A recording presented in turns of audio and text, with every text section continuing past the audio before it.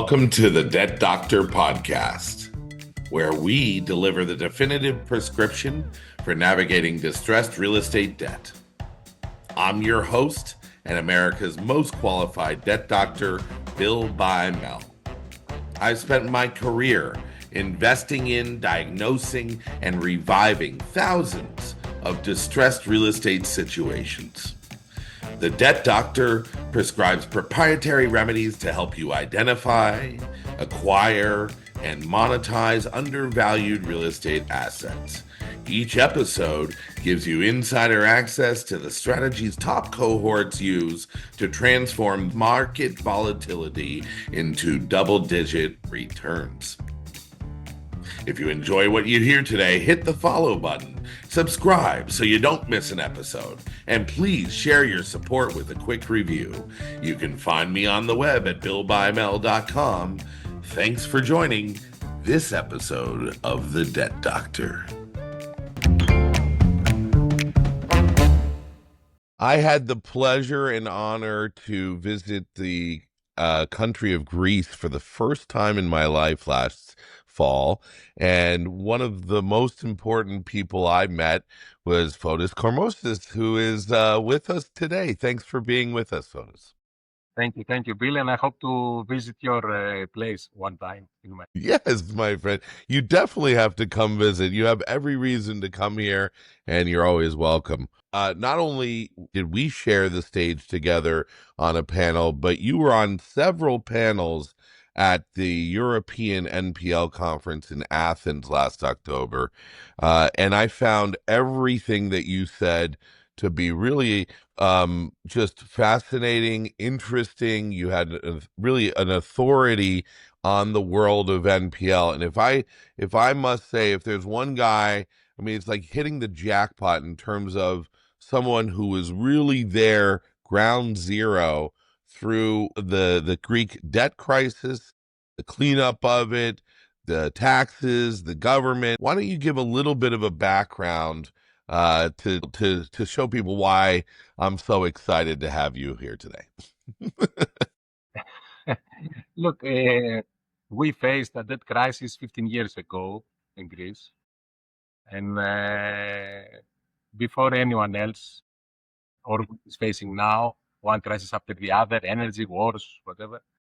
And because it was the first time after many decades, it caught us completely unprepared. So a lot of reforms that needed to be done and had not been done in the previous year, all of a sudden they had to be done in, very little time. And this is unrealistic many times. And you will find there is huge resistance to change from all the people.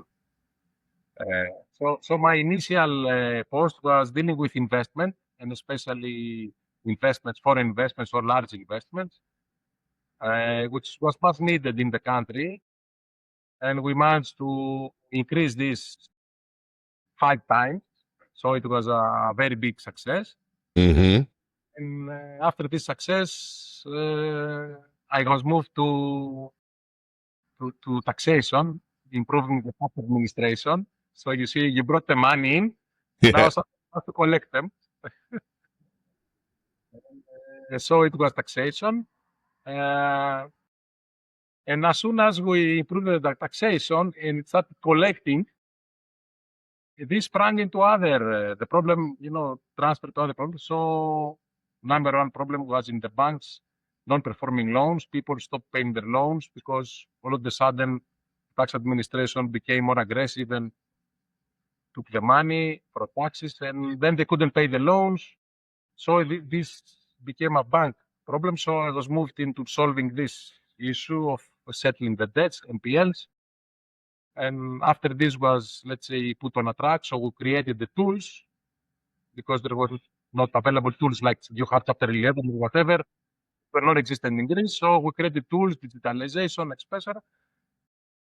Afterwards, I was moved to an organization which supervised the banks. They also had to reform because there was a rescue package, like in the US, towards the banks.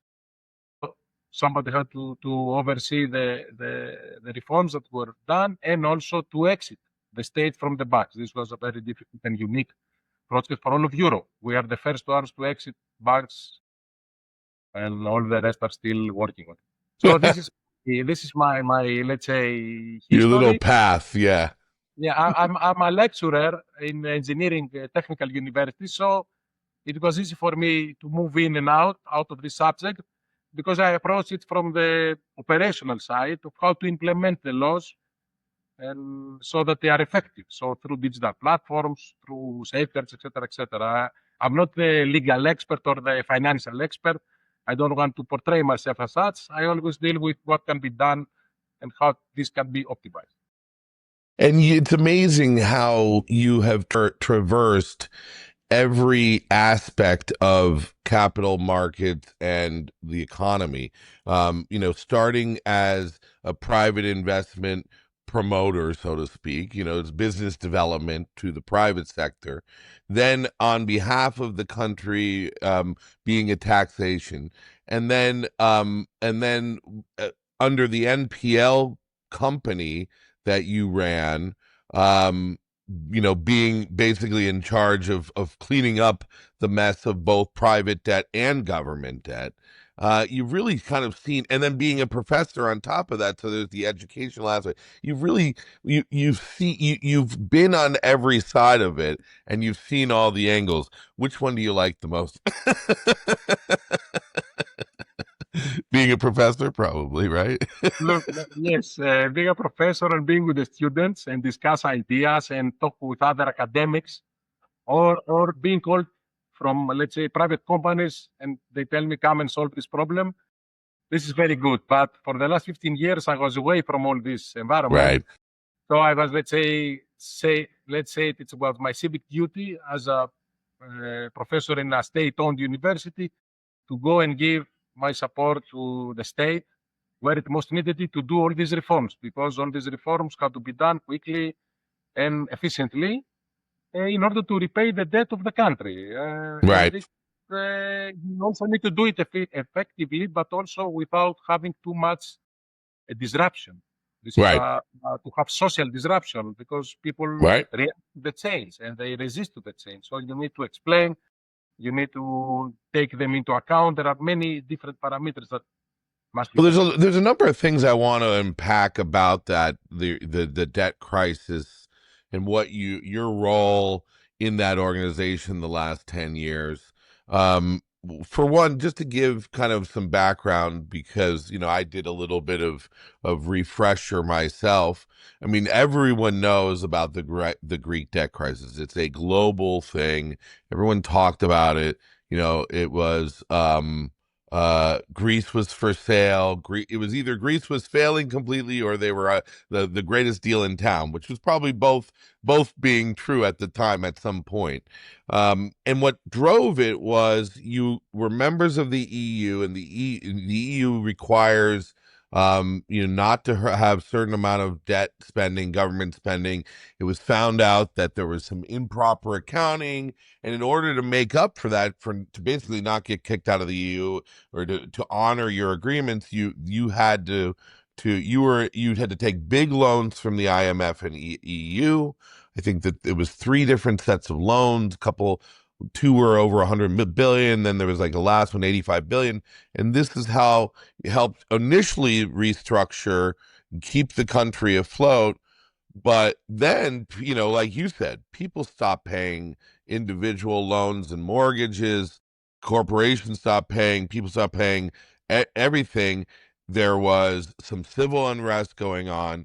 And on top of that, Greece is not like the same legal system as the US. So, we think of it like, oh, somebody doesn't pay their debt, you take them to court, you enforce a judgment to either take their money or to take the property that's collateralized by the debt.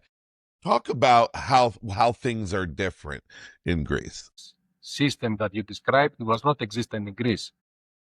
Maybe it was somewhat existent in the laws, the eyes of the laws, but a crucial aspect of implementing the law was going to court. Now, I don't know how long it takes you to go to court in the US, but here in Greece, maybe it took you 10 to 15 years. So you apply to the court, to, I don't know, get your money or whatever. And your case will be heard after 10 years. Then maybe it's cancelled 2-3 times. Then the decision needs to be issued. Then, it can be revoked or whatever. So it might take 10 to 15 years until you reach the final decision. So the problem was growing and growing and not being solved. So everything was, let's say, bottleneck in court. So this is where I came in. And my approach was, let's say, unique at the time, but now it seems logical. Guys, let's do some digital platforms to solve things instead of going to court. So back then, 15 years ago, this was like crazy. It's like AI today. A platform to do this thing. No, you need the judge because it's very complicated, whatever. Everybody needs to be heard. Blah, blah. But guys, it's a financial equation. A platform can solve it, and it spreads the money to whomever needs to take it, and that's it. There's nothing to be, discussed or heard unless there is fraudulence and whatever. But most of the cases, it's not about fraudulence. So it's about who needs to pay what to whom. So this is, we just need to make a tool to enforce the law. So this is what I did. I created digital platforms to do this distribution of money between creditors and debtors. And so it's also a matter of justice because it's quick. You trust the platform that, nobody can says the judge was not fair or whatever. The platform is always the same. If it's wrong, it's wrong. But, it's so. So we had a lot of resistance. People wanted to go to court, and creditors wanted to go to court, but the problem was not being solved. So we introduced all these digital systems, one after the other. And so the problem started being diminished and diminished and diminished. And maybe it will take another 10 years for it to fully, reach EU levels. But at least it's in a trend, downward trend. And people know that there is now a system that I can solve my problem. Amazing. And correct me if I'm wrong, you ran this company, it was a private corporation set up by the Greek government that you were in charge of to put together this platform and solve the debt crisis. Not actually private. It ran with private, let's say, rules, but it belonged to the state, 100%. And our financing came from the state, and we had to implement all the rules of the state. So we were, let's say, kind of like a state entity, but we were autonomous. I mean, but we didn't need to, I don't know, do some things that the ministries do or whatever, civil service. We could be more flexible in this aspect. And we could be more technocratic instead of being more, let's say, to have political pressures. Of course, there are always pressures, but we did not need to follow orders, like whatever a minister would say. We were not, let's say, binded by law to do it. Like if we were inside the ministry, we had this autonomy to follow whatever it's legally okay, technically okay, financially okay, and with good conscience about what is right to do. We could do it, regardless from political pressure. So you can imagine that this was not an easy task because the governments were changing very often due to the crisis. So we had a government reform every 6 or 9 months. So you meet the minister, and 6 months later, it's a new minister, and then a new minister. So, and you're reporting to are you having to implement? The ministers have a level of autonomy over you, or you have your own? You can do what you want. And you just have to report to the new minister and deal with the different personalities over the years. Yes, we had to report to the new minister, deal with their personalities, etc. They always had something in mind. I'm not gonna judge it right or wrong. Right. But we had our own, let's say, program. We said this is what we're going to do. Any ideas are welcome. Sometimes, the ministers, they have their own projects. They want to focus more on this, on that. We never say no. We say, okay, let's deal also with this issue, with that issue. And we try to implement their ideas into the overall, let's say, plan. So they called upon us to solve the problem of NPLs of farmers. So we did a special platform to solve this issue. Then another minister asked us to solve the problem of fire-stricken person. So we dealt with specific categories of NPL, and we did several different platforms. Another was the COVID-stricken people. So we implemented a subsidy scheme to provide subsidies to people who were under quarantine, and they couldn't pay the loans. So we subsidized their loans. So they did so the loans would not convert into NPL. So they for the borrower and for the lender. So we did a lot of schemes depending on the situation and the priorities, but our main strategic plan was the same, to tackle the NPL problem. So And like you said, you're kind of self-governing, even though you're a self-governing corporation owned by the state. It gives you a certain real level of authority and autonomy. If I didn't know you better, Fotis, I would say, man, people in that position really could have taken advantage of that role. And if anything, you knowing you, I know that you are bred of a different generation, of a generation that believes in integrity and honesty and transparency in government. One of the things that caught me, I remember you talking about, was dealing with the old ways and the old school and the years of the way things are done inside the government, because a lot of that job is also cleaning up the government itself in the way it operates, and some of the resistance that you've had in bringing technology to the government and bringing technology to these these platforms and introducing these platforms to people that might not even be accounting on computers still. Talk about, and then obviously there's a lot of, with that, there's probably a lot of, I don't want to go so far as to say fraud, but there's a lot of stuff that has a lot of stuff over the years that's built up in these old school government agencies, corporations. Talk about that. First of all, yes, you are right. Whenever you're in such a position and you have this, let's say, autonomy and power and whatever, the first thing that comes into people's mind is that you're going to become a politician. So, I don't know, every 6 months they said he's running for to become a parliament member, whatever. So every now and then I had to say, no, I'm not running. I don't want to run. I want to go back to the university. I just came here to help, and then I'm going to go back to where I came. So I'm not going to use it somehow, the exposure to the media, all the power, whatever. Right. So I'm not this kind of person. So, and money and power doesn't excite I came back to the university, and I'm very happy. Now regarding the process, yes, the government processes, they were very, very, very old. So manual processes with paper. We still used fax back then. So I remember when I first introduced the email, when I said, to citizens, you can send us an email. And there was a huge resistance in the ministry. They said, what do you mean? We don't want to receive emails. This is what the employees said of the ministry. We don't want to receive emails. We prefer to have it on paper, to be sure, because they were afraid of the liability. And then they said, we're not going to answer the email because we're afraid that the citizen might sue us, that you didn't answer me properly or whatever. So to introduce the email was a big disruption for the civil service. The simple email that we use every day, it was a big disruption, and I was the first one to do it.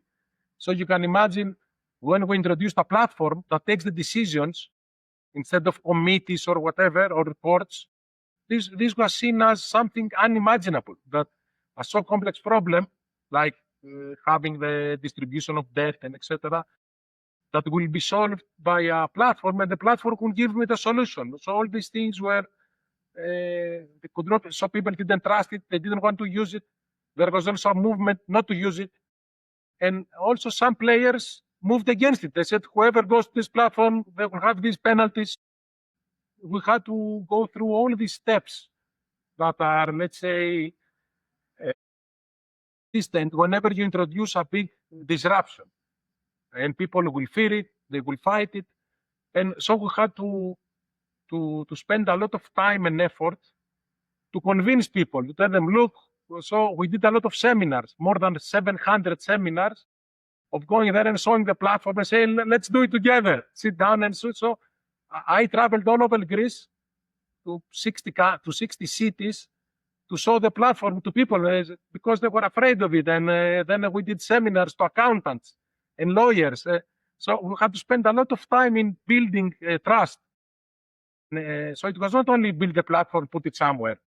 We had to go through all the steps of, resistance. Yeah. The various stages of introducing any kind of technology or new concept to the citizenry. You get a certain amount only that accepts that right away, the early adopters, right? And then it takes some time to get the masses on board. I have a couple more questions, two more questions specifically. They're big questions, but I think we can get to them. One, let's just go back to your role in these negotiations of NPLs that you did for, I don't know, almost a decade in that role. What happens in those cases where you just get a refusal of a party? Like whether, I don't know if you're dealing with small individual debtors or if you're mostly dealing with large corporate debt that you're, on these platforms. But what happens, inside of the authority that you've been given to work these NPLs out? What happens when you get a party, either a borrower or a lender? Most often it's going to be the borrower who just says, I refuse to, come drag me out or whatever. I refuse to negotiate with you. I'm just gonna sit it out because there's nothing, how do you deal with that in your country? Look, this is a major issue. And I also asked psychologists to help me. Okay. So the approach we implemented was the following. First of all, when somebody is so drastically, negative, it means inside of him, it's in so many levels. So he believes something, he feels that a wrongdoing and injustice occurs. So there are many things in his psychology. So the first thing I had to do is, okay, guys, let's go back. Okay, you say you don't pay anything. Why? Because you think that you mustn't pay anything, or you feel you shouldn't pay, or whatever. So you have to go a step back and see what he knows. And when he tells you what his opinion is, you start finding the errors in thinking. You say, okay, why did you say this? This is not according to law. So 9 times out of 10, 90% of people, they think they know the law, but they don't actually know the law. They think they know the law. Somebody has told them something, maybe a lawyer or I don't know, whomever. And they feel that an injustice is carried, that the law is not being, let's say, met. So the first thing is I had printed the laws on my office, and with stabilo color, I had, in yellow marked certain passages. So whenever, because most of them said the same thing. So whenever somebody said, I said, okay, let's go and read the law. Look, so whenever they read the law, 80% of them, they said, okay, I didn't know. Now I have to reconsider. Most of them, I would say, they would reconsider and then sit down and discuss. To some people that still were negative, we had to use let's say, the opposite method. Okay, you don't pay anything. What do you think will happen next? They don't realize the impacts of the decision. They think nothing is going to happen. So you have to show them that, look, according to the law, this will happen, and this will happen. You're going to lose your house. You're going to do this and that. These are by the law. They will happen to you. Most people don't know that when the bank starts a seizure process, there is a court order behind. They don't know this. So I said, do you know there is a court order against you? Most of them, they were surprised. They say, you mean some judge approved for me to lose my house? They don't know it. They don't know the process. Say, yes, your case went to court. You don't know it because you were not there, and you lost. So the judge, so the laws and the judges and everything, it's legally okay. So you have to do something. You have to act. Otherwise, you are bringing it on yourself. And the third thing is, what I would tell them is, don't think of you as an entity, as a person. Think of your family. Think of your children. And many times I said, come back tomorrow, bring, I don't know, your wife, your husband, your kids. So to find a solution for all of them. Because, okay, if you don't want this house and you're ready to lose it, okay, but maybe you want the house. Or your family wants the house, so maybe you need to start paying some. Now, because I said something about the borrower, we need to be equal. So I'm going to say something about the lender. Many times, the creditor refuses to negotiate, which again is not okay. And they don't come and say, this is why I don't negotiate. They say, I'm not negotiating. Okay, why? Tell us your reasons. And if you listen to these reasons, most of the reasons is that their excuse is that the debtor is doing something which is not according to the procedures. Okay, but how do you expect the debtor, not knowing financial stuff, to know your internal procedures? Okay, they're not meeting your procedures, but they don't know your procedures. So did you educate them? Did you explain them? And many times the answer is, yes, we send them a letter. Okay, you send that 20 pages letter written in legal language, and you expect, I don't know, somebody who sells clothes to read it, understand it, and come to you and follow the procedure. Okay, this is unheard of. So I always told them, you have to also sit down, discuss in a logical manner with people who don't know, and you have to explain it to them. And that's why our role as a state entity was to gain this trust of debtors and creditors, that, okay, in our presence, either in a meeting or in through our platform, the rules will be met and we will be fair. So this is what we said we do. We're not going to take sides. We're going to stick to the rules. So if you all follow the rules and you all sit down to discuss, there's going to be a positive outcome. There's going to be a debt settlement. So this is what we did. It's you're like an educator and a mediator, and hence the reason why you were perfect for the job. Okay, one more big question that's really fantastic, and I always ask my guests to kind of predict the future. And for you, I think I would like you to add some context to it, some perspective. As someone who who lived in Greece through a very unique time, post what we call the great financial crisis of 2008, sparked by us here in the U.S. and our mortgage investment world.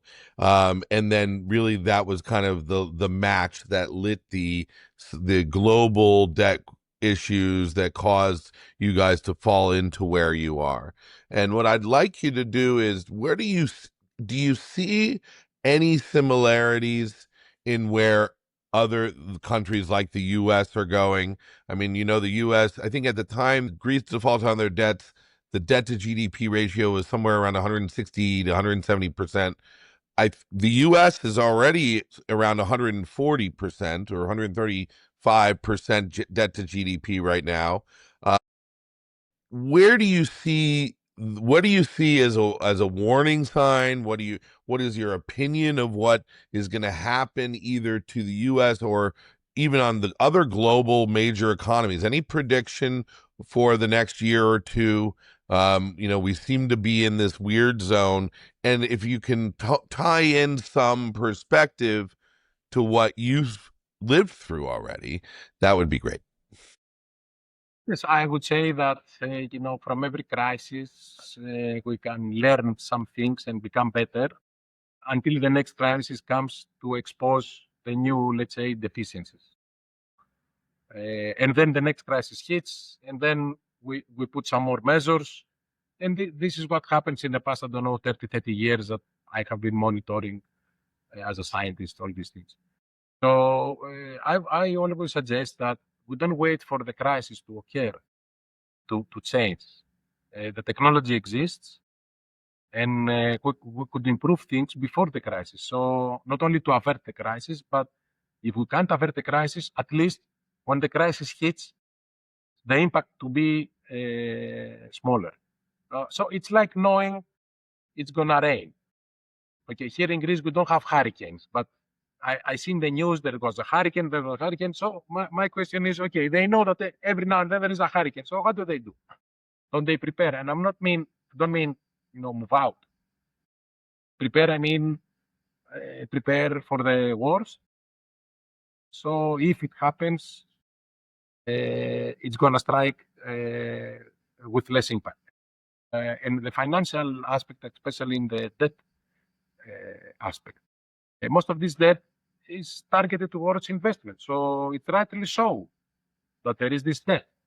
I'm not saying we shouldn't have debt, but we should also look of how this debt is serviced and how it would be serviced if something goes wrong.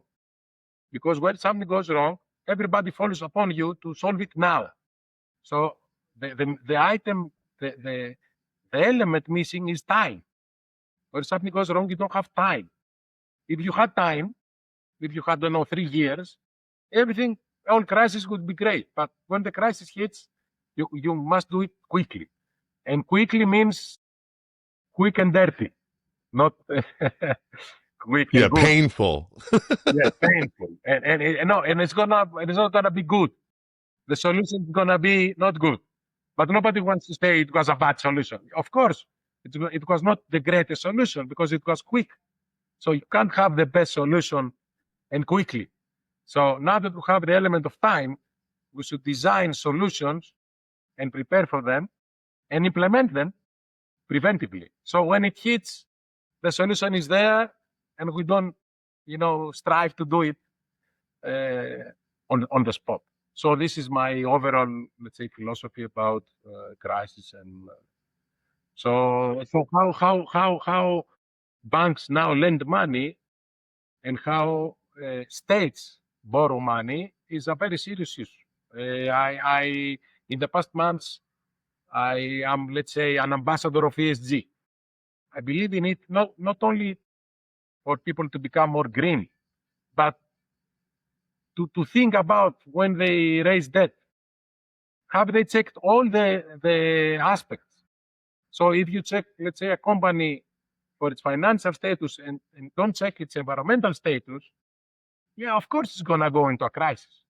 So check everything, check all the aspects. Is, let's say, my philosophy preventively. I definitely want to have you back at some point to talk about the ESG element, especially the environmental. There's no doubt that America is finally starting to wake up, just because it's being forced to, with floods and fires and hurricanes and all of the stuff that's going on here, about the facts of climate instability, climate change, and how, in many ways, Europe was already so far ahead of the Western world, the U.S. In that sense, in terms of adapting for this. And we're just at the beginning. Climate technology and is certainly is going to be at the forefront, in my opinion. And you're right, social governance. Who are the people inside of an organization? What rules are they self-governing by? All of this is stuff that, is warm to my heart. The other thing I just want to acknowledge is, thanks to the efforts of smart, diligent, patient leaders like yourself, Greece completely had a turnaround. I mean, I think that's the message, if anything. I remember in 2010 to 2015, no one wanted to go near Greece. I mean, there was just the media blows everything up, of course. Oh, it's a disaster. It's civil unrest. There's no money. There's, blah, blah, blah. it is now a thriving, growing at the fastest rate of any country in the EU. And the important thing, and I heard what you said, is you dealt with the issues. Yeah, you were forced to deal with the issues quickly, unfortunately. You ripped the Band-Aid off, and there was some tough times there. But now you're back in line. You've done what it sounds like we as a global society have forgotten that we all need to balance our checkbook, pay down our debts when the times are good, or even if the times are difficult, work to make sure that those debts don't get out of control. And then economies come and go, and right now Greece has is thriving. So there's always a positive side to any crisis, any NPL, any debt situation, if managed correctly. Yes, I fully agree with you, Bill. Fotis, I really appreciate your time. Thank you so much. Thank you. Let's do it again soon. That's a wrap of today's episode of Debt Doctor. I enjoy bringing this content to you each and every week, and I really appreciate you tuning in. Remember to follow us so you get notified whenever new episodes release. If you haven't already done so, please share one of your favorite episodes with a friend, family, or colleagues. And if you don't mind, leave us a positive review on Apple, Spotify, or whatever your favorite listening platform might be. Until next time, thank you for investing your time with us on The Debt Doctor.